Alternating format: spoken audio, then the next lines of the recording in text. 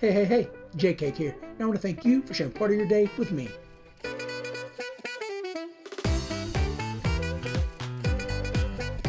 First and foremost, a happy 4th of July, everyone. I hope you're enjoying a safe holiday with your friends and family. Hopefully, you're enjoying some baseball as well, as action started very early today. But we're not talking about this week. We're talking about week 13 in fantasy right now. So, last week I had a little bit of momentum moving forward. I had a few big performances, so I was really hoping for some improvements, not only in the standings, but then overall records. That didn't happen. I didn't have teams that did really well this week, so I'm probably going to skip some of the who did good, who did bad for me, because most of my teams just did bad. So we're going to jump right into it with the Cheese Weasels. Last week I was in 5th place with 105 points.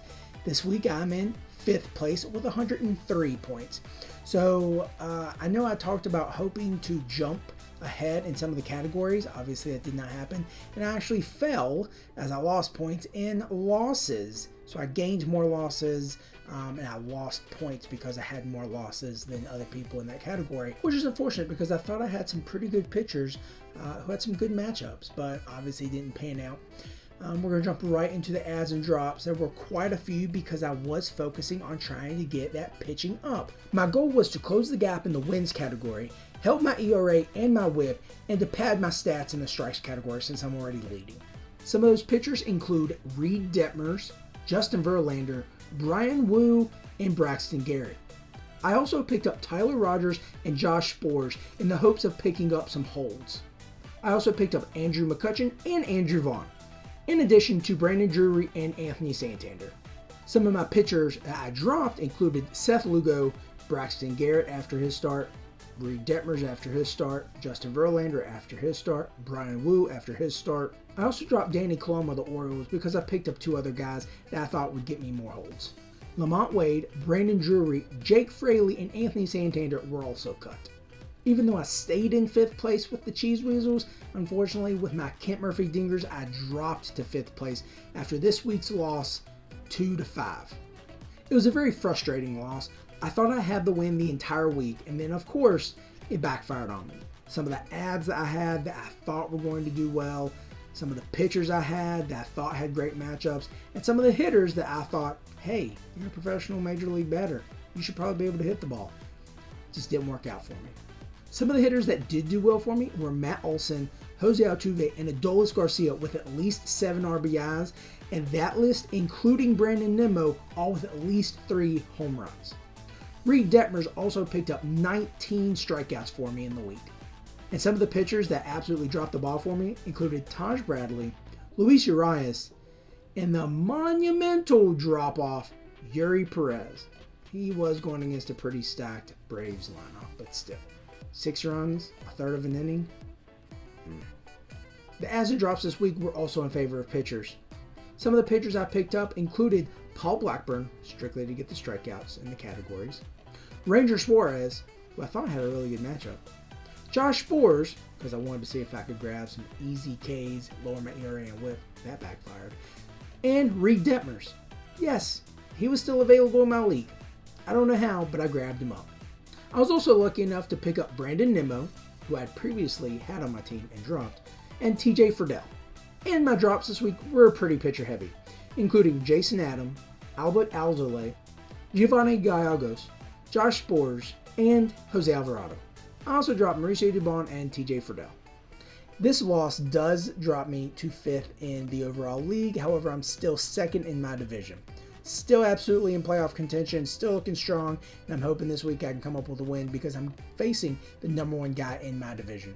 Transitioning from one loss to another loss, my Funky Junky Joker Monkeys did end up losing in the Fantrax League game. However, this was the most infuriating loss I've had all year. I've had 9 of them, so I've had 9 times to be disappointed and frustrated. But this one absolutely takes the cake.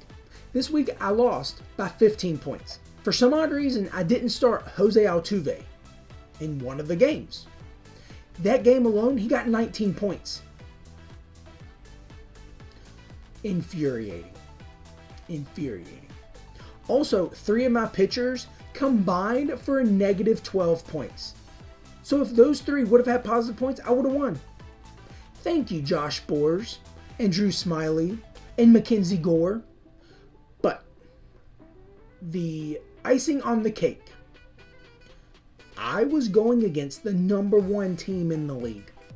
You mean to tell me, in 9th place, I could have easily beaten the number one guy? That's a kick in the butt. So mad. So incredibly mad.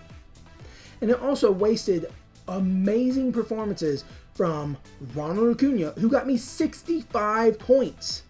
I also had to look at performances from Nolan Arenado, Justin Turner, and Ezekiel Duran of 30 plus points and see them go down the drain.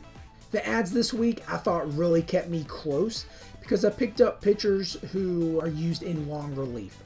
Two of them included Nick Pivetta and Matt Brash. I also picked up Michael Grove because I thought, oh, he's going to be a long reliever because the Dodgers are supposed to start someone else. Nope, that counted as one of my 13 starts. Yes, he got me points, but I could have started someone else.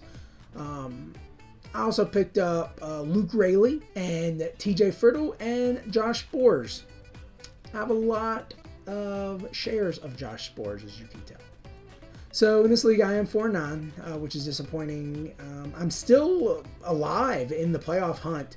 I mean, obviously we have like 10 or 11 weeks left, so hopefully a miracle can happen. I can get there and anything can happen in the playoffs.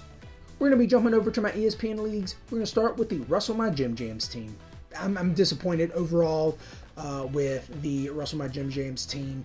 I was playing against the worst team in the league this week. Again, last week I helped the worst team get to the second to last worst team. And this week I was playing against the worst team. And I allowed them to gain ground and not be the worst team anymore. I lost 9-5-2. Nothing went right in this league, so we're not going to talk much about that, but we'll get to the ads and drops. Another pitcher heavy ads and drops list include Brian Abreu from the Astros, Josh Sborz from the Rangers, like we talked about before, Adbert Alzolay from the Cubs, and Danny Coulombe from the Orioles. I also picked up TJ Friedl and Brian De La Cruz. And my drops included Giovanni Gallegos, Nick Martinez, Colin Poche, Kyle Finnegan, Tim Anderson, and Seiya Suzuki. This week's loss leaves me at 7th in the standings with a record of 78, 97, and 33. Again, 6th spot is all I'm aiming for. If I can get there, anything's possible. The last team we're going to talk about today is the South Harmon Institute of Technology. They were able to come out with a win this week, 9 categories to 3 categories to 6 categories, bringing their overall record to 106 wins, 87 losses, and 41 ties. Despite my win, I still lost a game in the division, so now I am 11 games back of the first place team. Hopefully this week I'll be able to gain some ground because I am playing statistically and record-wise the worst team in the league. We'll see how this goes. Hopefully better than Russell My Jim Jams have been against the worst teams in the league. This week's ads and drops, very short. My ads were 2 outfielders for the Reds, TJ Friedl and Jake Fraley. My drops included second base and outfield Ji-hwan Bae and Astros pitcher JP France. 2 players I want to highlight for their performances this past week include Matt Olson and Luke Raley. Not only did they contribute in all the categories, they each had batting averages of at least 400 and OPSs well above 1,000. This week's Who Should I Add includes one person, Jeimer Candelario. Unless you are a Detroit Tigers fan or now a Washington Nationals fan, you've probably never heard of him. But he's putting up decent numbers on a bad offense. He is going to be a mainstay at third base for the Nationals unless they decide to ship him elsewhere because he's putting up good numbers. 40 plus runs, 40 plus RBIs, double digit home runs, a few stolen bases here and there, hitting 265 as of today. So if you need someone at an infield spot or if you need a utility player, Jeimer Candelario might be the guy you want to go after. Thank you so much for joining in. I hope everyone has a safe 4th of July. This is J-Cake, and I want to thank you for sharing part of your day with me.